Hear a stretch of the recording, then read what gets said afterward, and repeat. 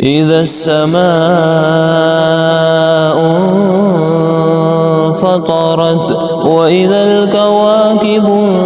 انتثرت وإذا البحار فجرت وإذا القبور بعثرت علمت نفس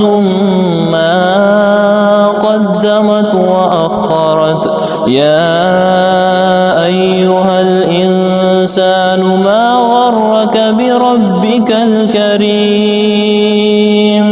الذي خلقك فسواك فعدلك في أي صورة ما شاء ركبك كلا بل تكذبون بالدين وإن عليكم لحافظين كراما